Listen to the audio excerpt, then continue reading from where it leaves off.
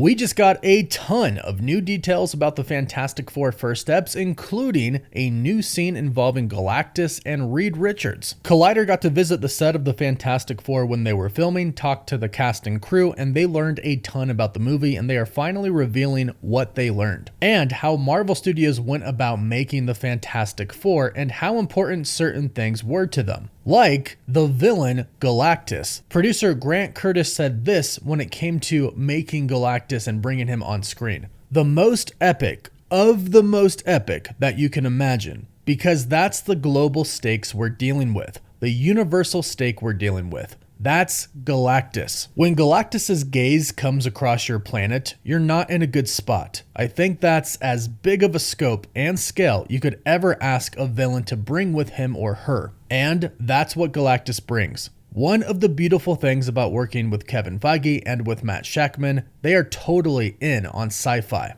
I know that's not a shock, but just to see them talk about all things sci-fi and really embracing that look, and Galactus and one of the original bad guys of the Marvel Universe. So right away, we're already learning that Marvel set out with Galactus in mind to be absolutely the most epic he can be. And that's fantastic considering the last version of Galactus that we got. So a ton to dive into today with this article. Welcome to the Cosmic Wonder, everybody. We are getting really close to the release of the Fantastic Four First Steps. We're about a month away, and in this article by Collider, they give a ton of information about the Fantastic Four First Steps, including telling us a little bit about some character personalities and traits. Marvel says a lot in this article, including alluding to the collapse of the multiverse. You also might have been hearing about Sue Storm and her role in the Fantastic Four. They do tell us a lot about her in this movie. They reveal that they are incredibly inspired by the comics, and most of the stuff that we see is going to be practically done, all of which are incredible things. So a lot to dissect. Much like we just talked about Galactus there, they do mention that Reed Richards has cannons to fight against Galactus, but they are not on his ship. At CCXP, Marvel Studios showed a scene from the Fantastic Four First Steps of the Fantastic Four on their ship, the Excelsior, flying through space with the Silver Surfer chasing them. As the Silver Surfer is chasing them, Johnny is using a cannon-like weapon on the ship to shoot at the Silver Surfer. However, this article in Collider does confirm it is a different scene in a different location, because when they mention this scene, they are talking about how the centerpiece of the Fantastic Four set is the 1960s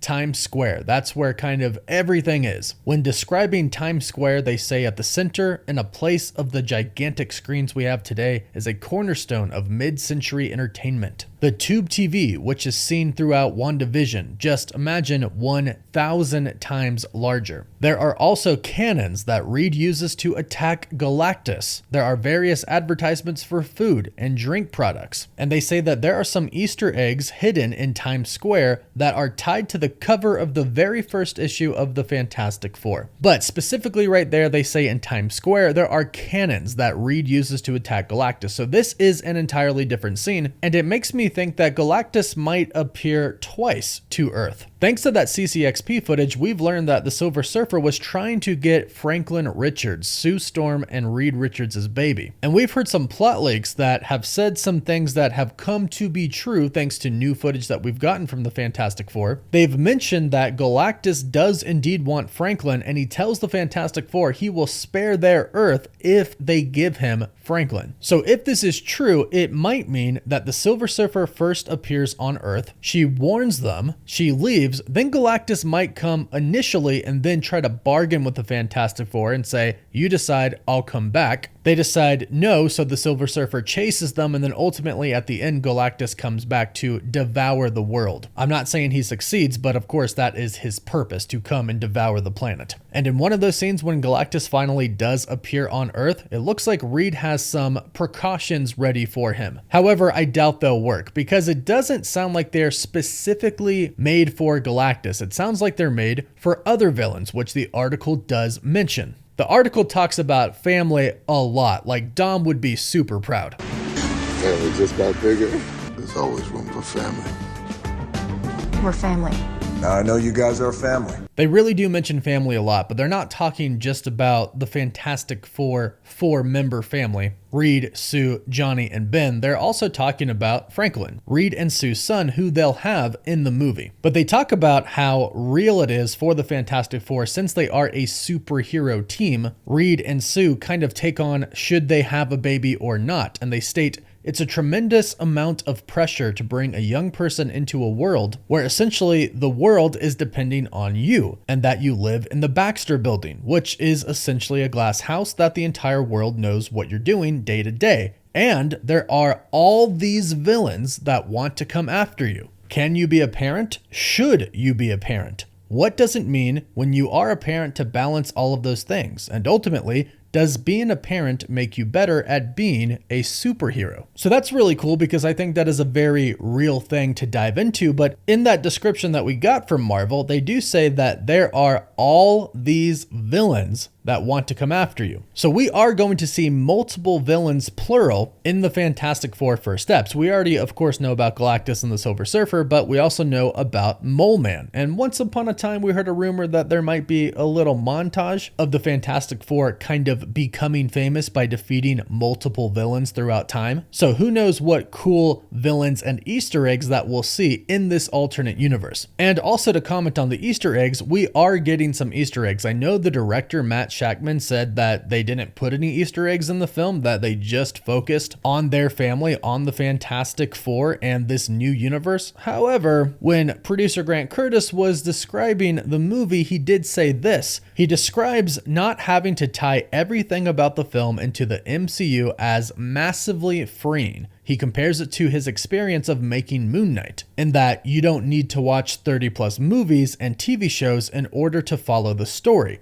You can just drop into this universe. However, he's quick to say that for devoted fans of the MCU, they'll have smiles on their faces when seeing certain Easter eggs in First Steps. So although they've said in the past we didn't really put a bunch of Easter eggs in this, yeah, they did. And villains as well. And based on some other things that they've said, it sounds like they're really going to lean into the sci-fi-ness of it all. Like this really will be a sci-fi movie. They state, the comics were created in the 60s, and they're very much informed by the space race and that JFK sense of optimism. It really defined that decade, looking to the stars, and you see it not just in the Fantastic Four, but you see it in Star Trek, which is another project that is all about family and about optimism, and about believing that the right head and the right heart in combination can solve any problem. You see it in Spock and Kirk. You see it in Sue and Reed. And so these are some of the similar thematics that we're dealing with. And they state, it's real for me as a filmmaker. It's real for the actors. I think the audience loves it.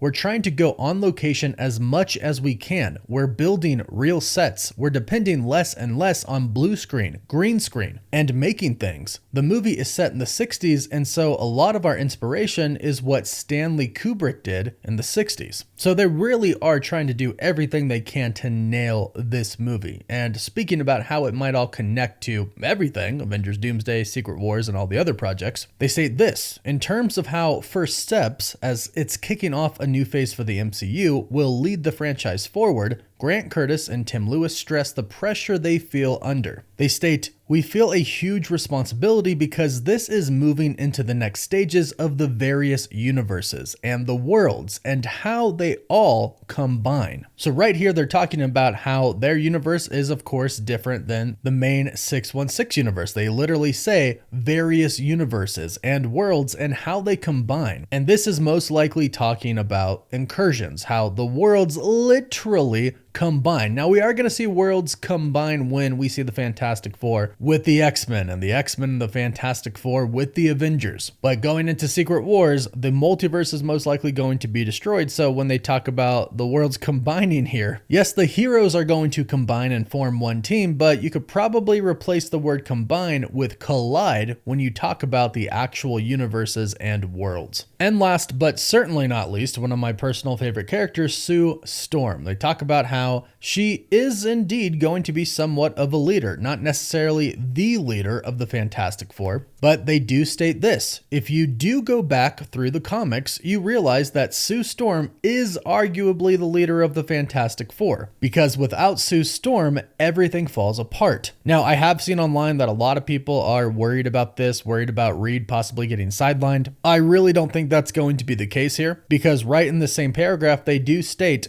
we had the desire to date aesthetically, but in terms of character and treatment, who should be front and center, it's like, hey, let's tell the best story possible, which I think should always be the number one priority. So if that was their number one priority, which it sounds like it was, then I think they're going to do a fantastic job. And they do even state that Sue is going to be truly feminine in this movie. She's going to be vulnerable, and she's not simply going to be just a bad boss bitch. But they gave her a genuine feminine soulfulness, which I totally love. So all in all, it sounds like we're going to get some killer scenes in the Fantastic Four First Steps. It sounds like it's going to get pretty deep as well, and overall be a really cool superhero sci-fi movie. So after reading all of this, I for one am super excited for this movie, even more so than before. Let me know your thoughts in the comments down below. What do you think? Don't forget to like this video and subscribe so you can stay up to date on all the latest Marvel news, rumors, and leaks. You can find us on TikTok, Instagram, Twitter, and Facebook. And as always, thank you all so much for watching. Woof woof.